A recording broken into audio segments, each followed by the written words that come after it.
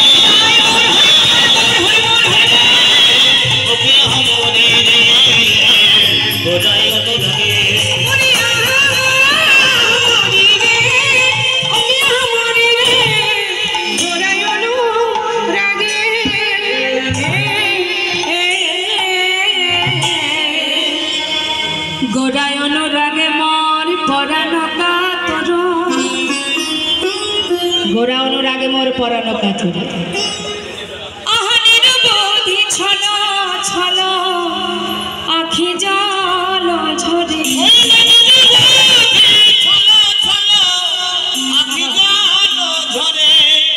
অনুরাগ নদিয়ার এক নাগরিক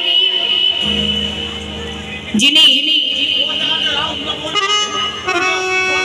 নদিয়া নাগরিক সুরধ্বনিতে গিয়েছিলেন বেলে অবসানকালে জল আনতে।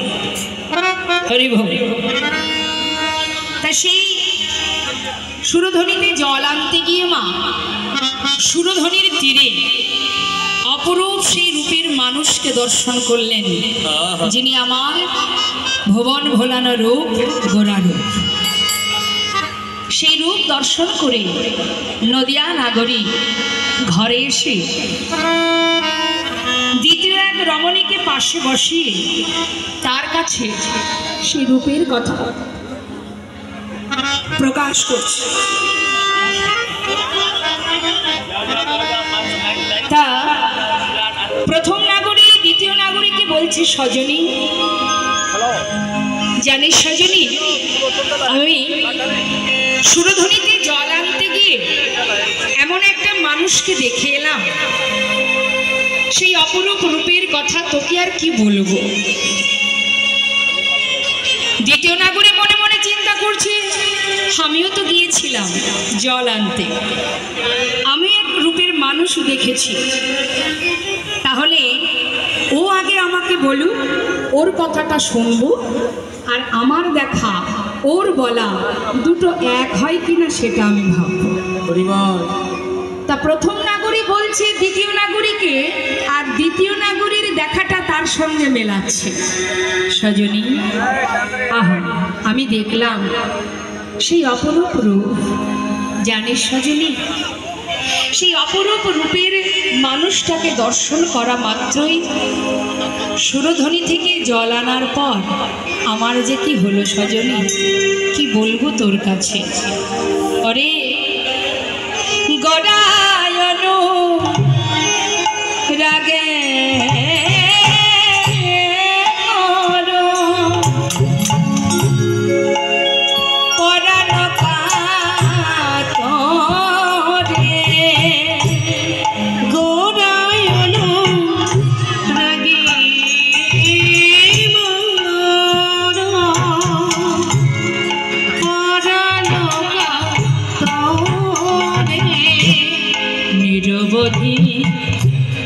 ছল ছল আখি জল ঝরে, ওই না নিরবধি ছল ছল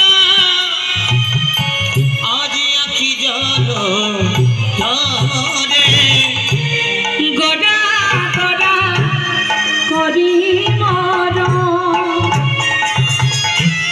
সজনী কি হইল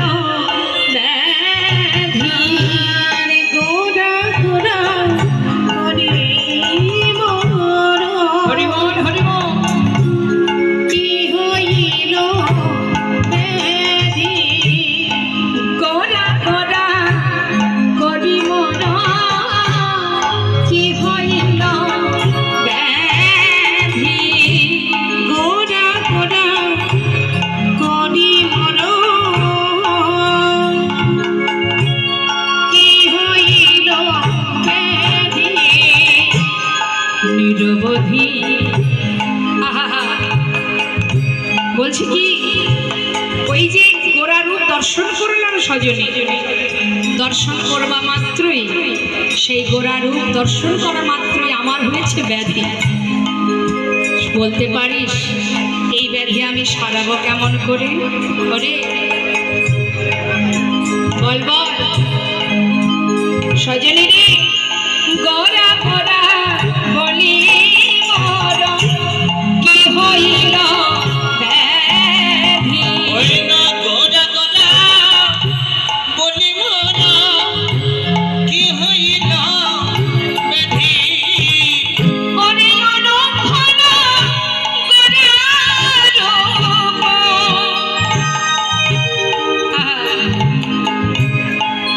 আমার হিয়ার মাঝে জাগে অনুক্ষণ গোরা রূপ, হিয়ার মাঝে জাগে।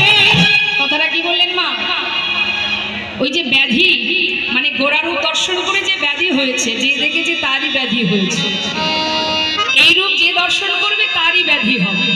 বলতে পারি সজনী, এই রূপ দর্শন করে আজ আমার যে অবস্থা, এখন আমি এই ব্যাধি সারাবো কোথা থেকে? দ্বিতীয় নাগরী মনে মনে চিন্তা করছে, ওর যেমন দশা আমারও তো সেই একই দশা। গোরা অনুরাগের ব্যাধি সারানোর কি কোনো ঔষধ আছে? এ জগতে যদি কোনো শারীরিক রোগ হয় তার একটা ওষুধ পাওয়া যায়, কোনো না কোনো ওষুধের দ্বারা রোগ সারে। কিন্তু যদি কেউ কৃষ্ণ প্রেমে গৌর প্রেমে পাগল হয়ে তার ভিতরে যদি অনুরাগের ব্যাধি হয়, সে ব্যাধি সারবে কি করে? এই যে গোরা রূপের ব্যাধি সারানোর উপায় কিচ্ছু নেই। মহাজন বললেন একটা উপায় আছে। এই ব্যাধি সারা তো দূরের কথা, ব্যাধি তো সারবেই না যে জন গৌর রূপে নয়ন দেবে। তবে কি হবে, যদি কি না সেই ব্যক্তি সাধুর বাজারে যেতে পারে, সাধুর বাজারে গিয়ে যদি সাধু সঙ্গ ভক্ত সঙ্গ ভক্তের চরণধুলি অঙ্গে মারতে পারে, তাহলে ব্যাধি তো সারবে না, বরং ব্যাধি আরো দ্বিগুণ হবে। নি তাই গৌর হরে দ্বিগুণ হবে। এই সাধু সঙ্গ যে করবে সে যে ঘর ছেড়ে পথের পাগল হবে বাবা। যদি কেউ গোরা রূপ গোরা মহিমা আস্বাদন করে, ভগবানের মহিমা আস্বাদন করে, একটা সুন্দর দৃষ্টান্ত আপনাদের দিয়ে একটু মন দিয়ে শুনুন। চোখে না দেখে শুধু শ্রবণ করে পথের পাগল হয়েছিল এমন ভক্ত, সে কে? চোখে কিন্তু দেখেনি, শুধু শুনেছে। স্বরগোস্বামীর মধ্যে একজন গোস্বামী, যার নাম রঘুনাথ দাস গোস্বামী। এই রঘুনাথ দাস গোস্বামীর পিতা ছিলেন মস্ত বড় জমিদার, যার নাম ছিল গোবর্ধন দাস। এই গোবর্ধন দাসের একমাত্র পুত্র হচ্ছে এই রঘুনাথ দাস। তা বাবা, এই রঘুনাথ দাস মা, একটু মন দিতে হবে, অনেক ভক্ত সমাগম তো, সবার মধ্যে যদি কথোপকথন হয় তাহলে লীলা কখন পার হয়ে যাবে কিচ্ছু টের পাবেন না, তাই একটু শান্ত হয়ে বসতে হবে। তা মা, গোবর্ধন দাসের মনে বড় আনন্দ যে আমি এমন একটা পুত্র পেয়েছি, ভগবান এমন একটা সন্তান আমাকে দিয়েছে যে আমার এই জমিদারি রক্ষা করতে পারবে। বড় আনন্দ। সব বাবা মাই চাই যে ছেলের যদি একটা পুত্র সন্তান হয় আমার এই বংশ রক্ষা হবে। তা এখন বাবার খুব আনন্দ, ছেলে এসেছে আমার ঘরে, অর্থাৎ আমার বংশ রক্ষা হবে। কিন্তু তারা ছিল একটু ভক্তি মার্গের, তাই সন্তানকে ভক্তিপথে যাতে তার মন প্রাণ থাকে, সেই জন্য তার স্ত্রীকে গোবর্ধন দাস বলছে, দেখো আমরা যেমন প্রভুকে ভালোবাসি, আমরা চাই আমাদের সন্তানের যেন ভগবানের চরণে মতিগতি থাকে। তা ভগবানের চরণে মতিগতি করাতে গেলে কোনো সন্তানকে তার শিশুকাল থেকে যদি ভক্ত সঙ্গ সাধুসঙ্গ করানো যায় তবেই একদিন তার মতিগতি হবে, না হলে ঘরের ভিতরে রেখে দিলে কোনোদিন ভক্তি জন্মাবে না। এই যে আপনারা এসেছেন, সঙ্গে করে সন্তানদের নিয়ে আসতে হবে, ইচ্ছাই হোক অনিচ্ছাই হোক, তারা যদি এই নাম শ্রবণ করে। মহাজন বললেন, হেলাই বা শ্রদ্ধায় যে বা নাম লয়, ক্রমে ক্রমে কৃষ্ণ ভক্তির হয় উপচয়।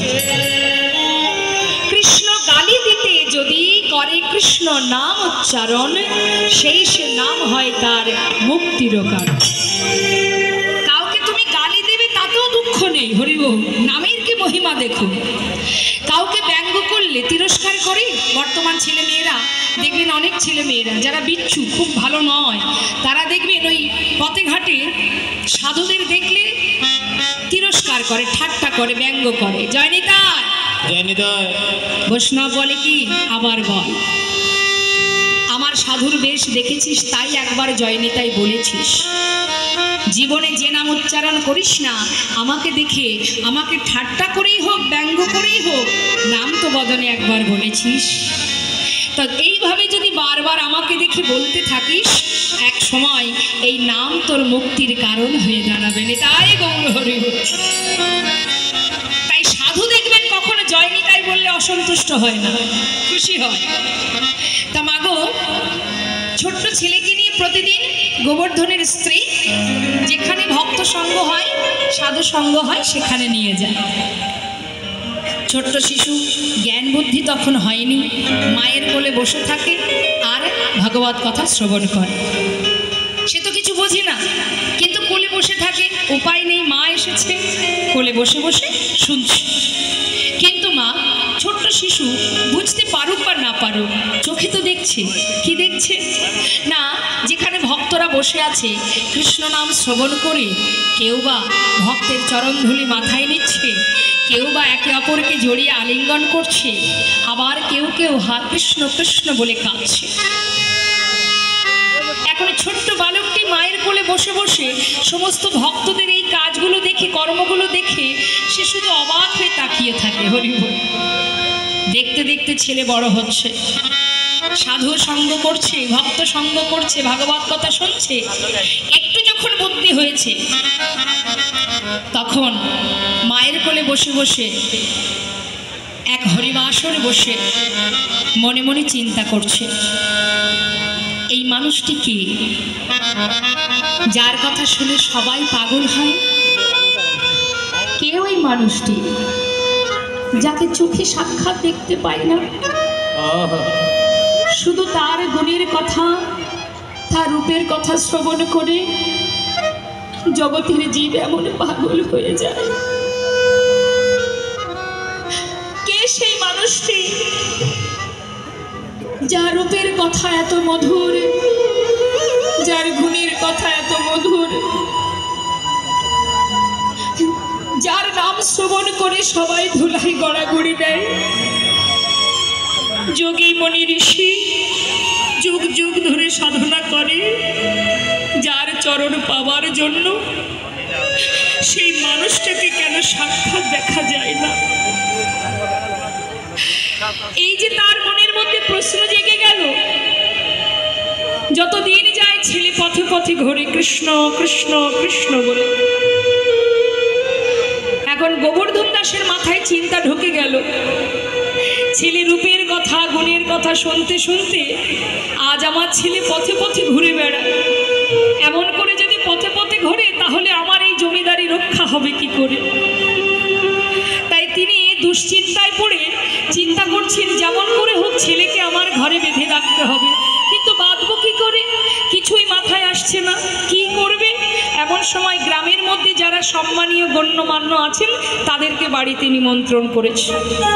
তাদের কাছে আলোচনা করে বলছে, একবার উপায় বলে দাও, কি করে আমার ছেলেটাকে আমার কোলে বেঁধে রাখতে পারবো? সবাই মিলে চিন্তা ভাবনা করে বললেন, শোনো, কোনো উপায় তো আর নেই, কারণ যে পথে তোমার ছেলে এগিয়েছে ওখান থেকে ধরে আনা বড় কঠিন। একটা শেষ চেষ্টা করতে পারো, সেটা কি না, তোমার পুত্রকে তুমি বিবাহ দিয়ে দাও। নিতাই গৌর হরি।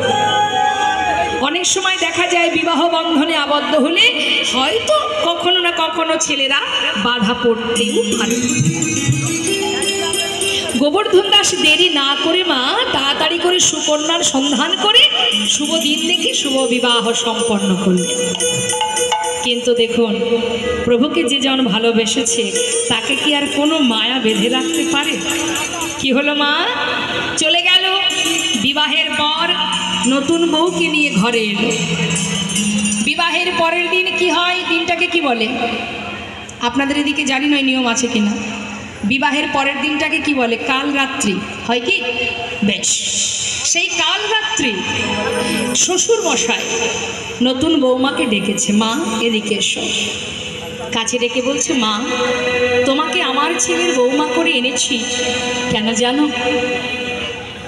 আমার সন্তান শিশুকাল থেকে এমন একটা মানুষের কথা শুনেছে, যার কথা শুনতে শুনতে আজ আমার ছেলে পথের পাগল হয়ে গেছে। মা আমি চাই তুমি তোমার ভালোবাসা দিয়ে আমার সন্তানকে আমার কোলে বেঁধে রেখো, পারবে মা? বাবা আমি চেষ্টা করব। বেশ, চলে গেল বাবা কাল রাত্রি। পরের দিন এলো ফুলশয্যা রাত। ফুলশয্যা রাত্রে ফুলশয্যা ঘরে বসে রঘুনাথ দাস নয়নের জলে বুক ভাসিয়ে কাঁদছে আর বলছে, প্রভু হে তোমার কেমন লীলা, কোন কঠিন পরীক্ষায় তুমি ফেলেছ আমার।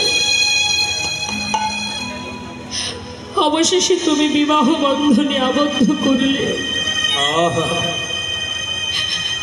কিন্তু প্রভু তুমি যে পরীক্ষাই করো না কেন,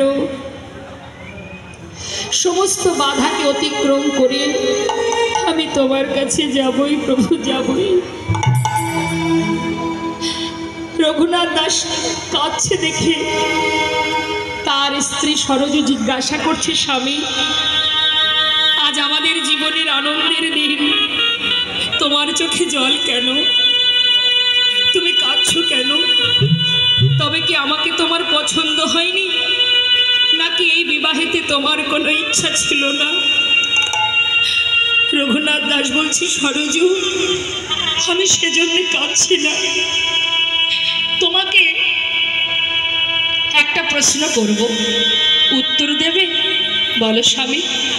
সরজু বিবাহের পর তুমি এই ঘরে এসেছো, এই ঘরের তুমি কে হও? স্বামী এই ঘরের আমি কুলবধূ। ঠিক বলেছ। আচ্ছা আমার কে হও? আমি তোমার সহধর্মিনী। ঠিক বলেছ। আচ্ছা সরজু, যে সহধর্মিনী হয় তার কি কাজ হয়?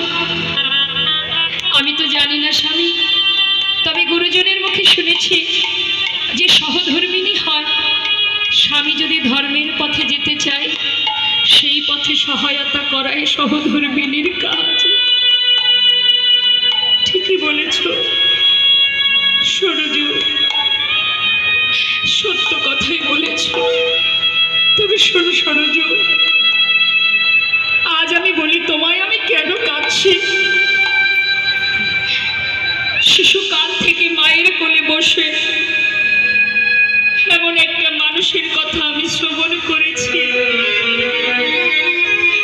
তার রূপের কথা, গুণের কথা শুনতে শুনতে আজ আমি এত বড় হয়েছি। সূর্য, তার রূপের কথা এতই মধুর, গুণের কথা এত মধুর, না জানি সাক্ষাৎ দর্শন আর কত মধুর। সরজ, সাক্ষাৎ দর্শন পাবার জন্য আমি পাগলের মতো পথে পথে ঘুরে বেড়াই। তখন আমার পিতা তার প্রয়োজনে আমাকে রাখবে বলে জোর করে আমাকে তোমার সাথে বিবাহ দিয়েছে। সূর্য, তুমি যদি আমার সহধর্মিণী হবে পারবে সূর্য আজই রজনীতে আমাকে এই ঘর থেকে জনমের মতো বিদায় দিতে। সরজু মনে মনে চিন্তা করছে, হায় হায় আমি কি শুনছি, এখন আমি করব কি, কি করণীয় আমার। একদিকে শ্বশুরের বাক্য, তুমি তোমার ভালোবাসা দিয়ে আমার পুত্রকে বেঁধে রেখো, একদিকে স্বামীর বাক্য, জনমের মতো আমায় বিদায় দিয়ে দাও। আমি কোন পথে যাব, কি করণীয় আমার, কি করব আমি। সরজ ফুলশয্যা ঘরে বসে কাঁদছে বাবা। কিছু সময় পর মনে মনে চিন্তা করলেন, জগতে সবার কথা অমান্য করা যায়, শ্বশুরের কথাও অমান্য করা যায়, কিন্তু স্বামীর কথা উপেক্ষা করা যায় না। স্বামীর দিকে তাকিয়ে হাতটা বাড়িয়ে বললে, স্বামী হাত ধরো, দাও হাত, তোমাকে ঘর থেকে বাহির করে দিই। সরজ, শুধু ঘর থেকে বাহির করলে হবে না, যদি তুমি সত্যিই আমাকে বাহির করে দিতে চাও একেবারে বাহিরে দরজার বাহির করে দেবে। কেন জানো, পাছে যদি কেউ দেখতে পায় আমি একা যাচ্ছি, হয়তো ধরে আবার আমাকে ঘরে রেখে দেবে। তুমি আমার সঙ্গে থেকে একেবারে বাহিরে দরজার পথের ধারে নামিয়ে দাও। বলো সরজ, পারবে? স্বামী, কেন পারবো না, হাত ধরো, আমি তোমাকে পৌঁছে দিয়ে আসি। শুধু তোমার কাছে আমার একটা নিবেদন, স্বামী গো, এখনো তোমার ভালোবাসা আমি পাইনি।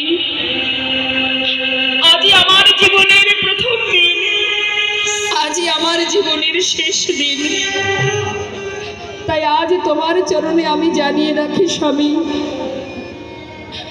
যে শুদ্ধ প্রেম, যে ভালোবাসা নিয়ে তুমি ছুটে চলেছ, আমার বিশ্বাস একদিন তুমি তার দেখা পাবেই পাবে। স্বামী, যেদিন তুমি তার দেখা পাবে শুধু সেই দিন কথা দাও, এই অভাগিনী রে একবার করো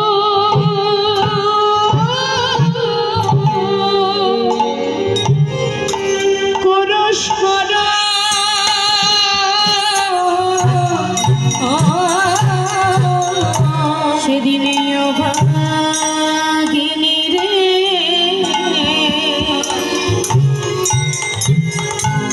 একবার করো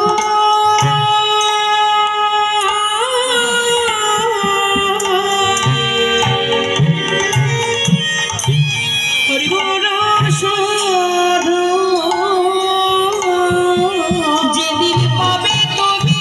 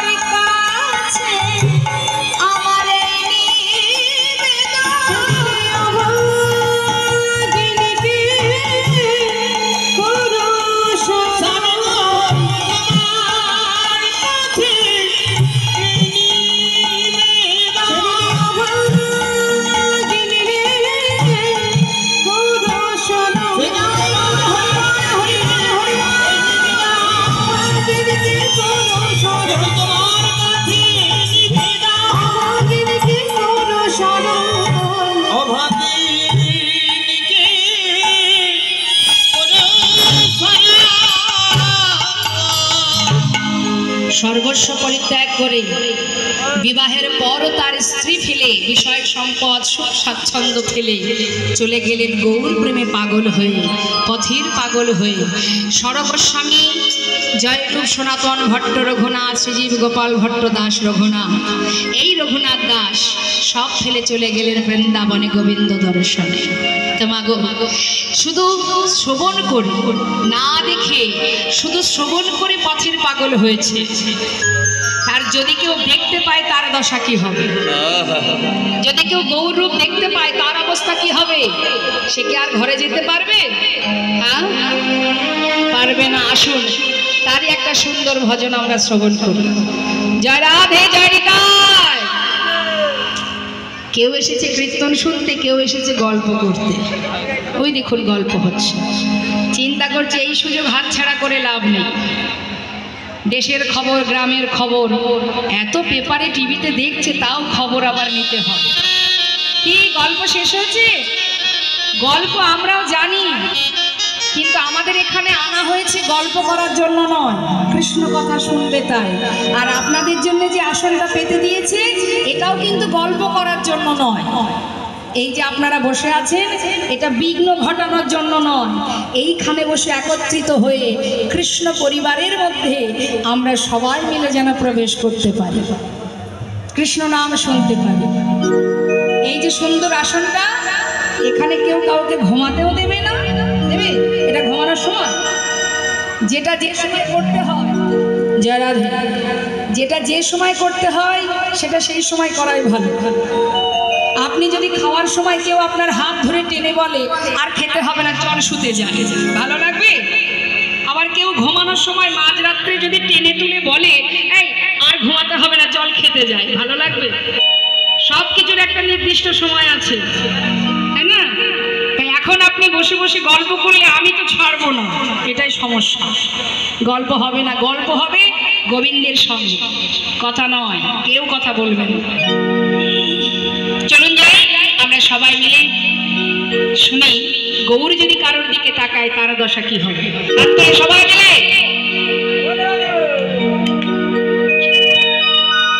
কোদিকে কার কার হাত আছে?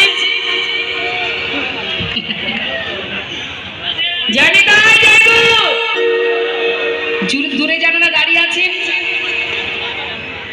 সবাই একটু তুলুন। দেখেছেন কাণ্ড? চেয়ারে বসেছে বলে ভাবছে আমরা হাত তুলব না। চেয়ারে বসেছি কেন তুলব? জানেন তো, গাছে যখন ফুল ফোটে, বাড়ির গিন্নি যখন ফুল তুলতে যায় ভগবানের জন্য, তখন যতগুলো ফুল হাতে পায় সেইগুলো পেড়ে নেয়, আর যেগুলো উপরের ডালে থাকে সেগুলো রয়ে যায়, পরের দিন বাসি হয়ে ঝরে পড়ে যায়। তাদের আর গোবিন্দ সেবায় লাগা। হরিবোল, হরিবোল। তা ভগবান কোথায় বসে আছে? নিচে আছেন তো? হ্যাঁ, আপনারা চেয়ারে বসেছেন যেহেতু এখানে জায়গা কম, সেই জন্য। তাই বলে হাত না তুললে তো হবে না, হাত তুলতে হবে। তুলুন তুলুন, এ জন্মে পেয়েছেন, পরের জন্মে যাতে পাওয়া যায় তার জন্য তুলুন। হরিবোল, হরিবোল, হরিবোল। সুরধনির কিনারায় সোনার নুপুর দিয়া পায়, আচ্ছা নাচে রে। হাত তুলে, হাত তুলে, হাতে তালি দিয়ে গাইতে হয়। সুরধনির কিনারায় সোনার নুপুর দিয়া পায়, নাচে না করে সুন্দর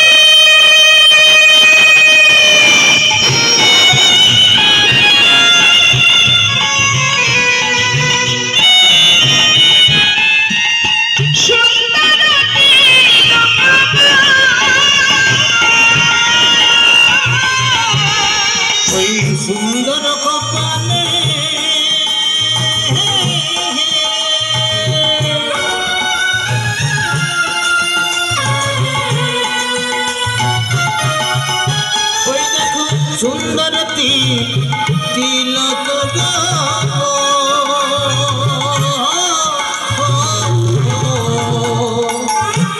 সুন্দর কপালে সুন্দর তিলক। ওমা কাকে বলে সুন্দর? আস্তে সুন্দর কাকে বলে?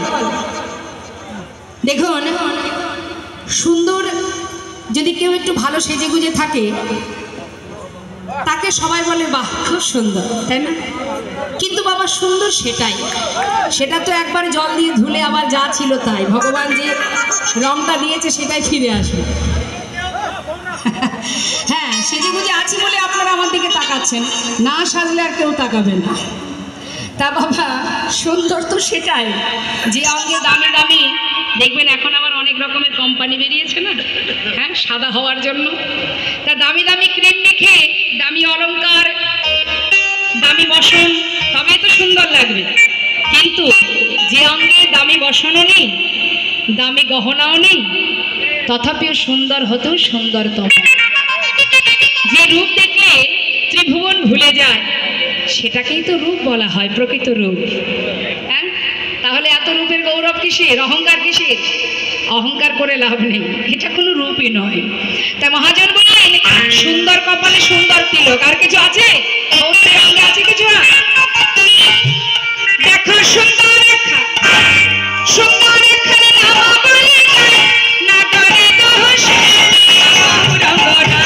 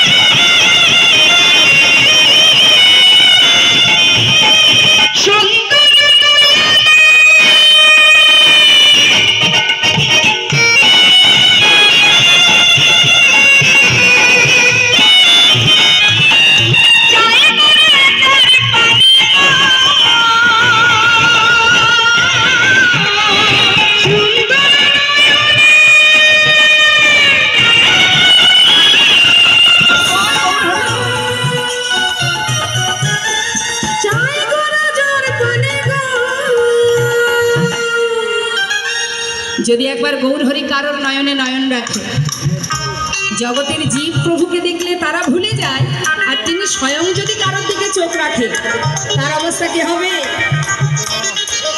তার দেহ ছাইরা, এই দেহ ছাইরা মনটা লইয়া যায় নাগরে গহ সুন্দর রঙ্গনা।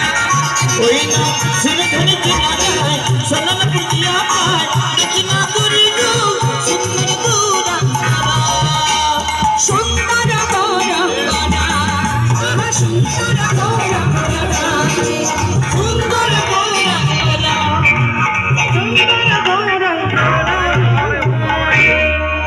সেই তো রূপ, যে রূপ দেখে সুধাম নবদ্বীপের মাঝে মা বিষ্ণুপ্রিয়া যিনি পাগলিনী হয়েছিলেন, সুরধ্বনিতে জল আনতে গিয়ে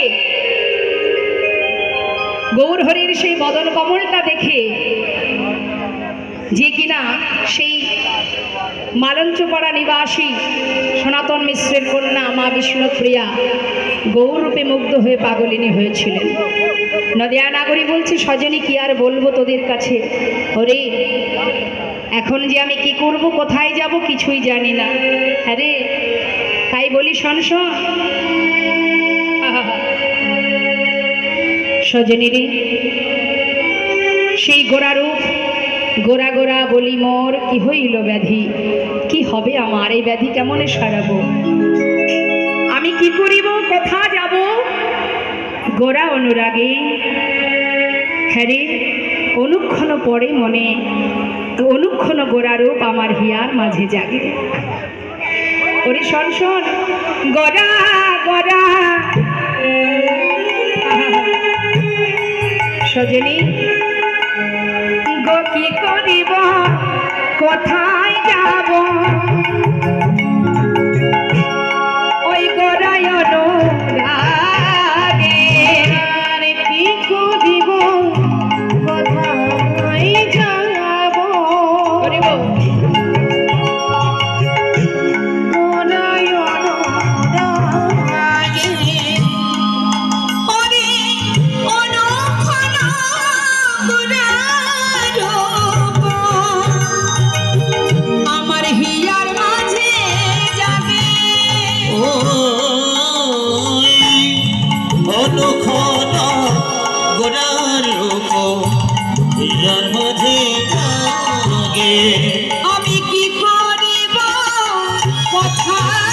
যাব আমি কি করিব কোথায় যাব কি করিব কোথায় যাব আমি কি করিব কোথায় যাব বলিব ও নদিয়া নগরী আমি কি করিব কোথায় যাব বলো বলো নদিয়া নগরী কি করিব কোথায় যাব ওই নয়ন খন গোরার সেরো হিয়ার মাঝে জাগে।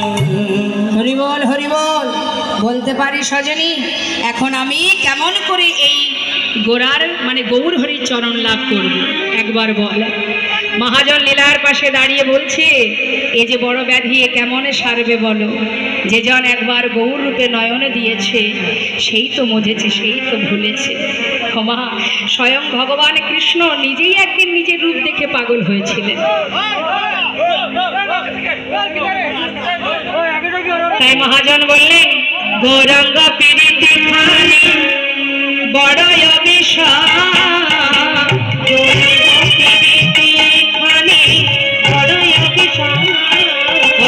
বাসু কহে নাহি রহে তুলের ধর, বাসু কহে নাহি রহে তুলের ধর, ও গো বাসু কহে নাহি রহে তুলের ধর, বাসু কহে নাহি রহে তুলের ধর। জানিতা জয় গৌর। আমরা এত সময় গৌর কথা শুনছিলাম, গৌর হরির গুণকথা তার রূপের কথা। এবার আমরা ছোট্ট করে একটু জামালি আস্বাদন করি, তারপরে লীলায় যাব। আহা কুলের ধরম রে নাহি রহে কুলের ধরম রে, আরে নাহি রহে আরে কুলের ধরম রে, রহে ফুলেরি ধরম রে, নাহি রহে ফুলেরি ধরম রে নাহি রহে